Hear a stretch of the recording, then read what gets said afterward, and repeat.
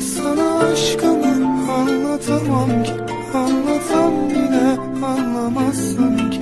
Öyle çok seviyorum ki seni, aşığım inan deliler. Bir gülüşün bir ömre bedel, kalmaz bende ne hüzün ne keder.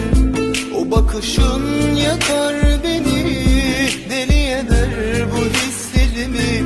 Bir gülüşün bir ömre bedel, kalmaz bende ne hüzün ne keder.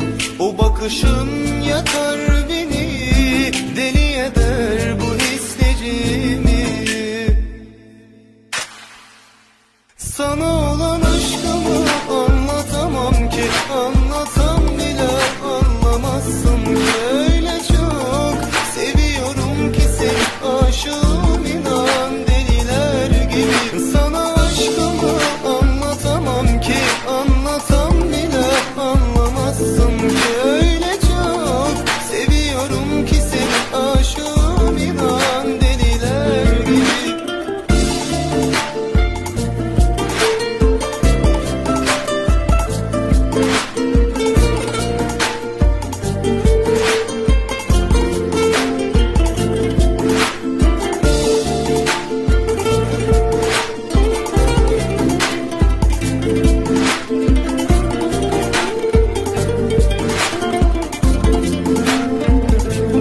Her günümün bir anlamı var, sen yanımda olunca yar. Bitmek bilmez bende sevgin, sen gülünce kalbim çarpar. Her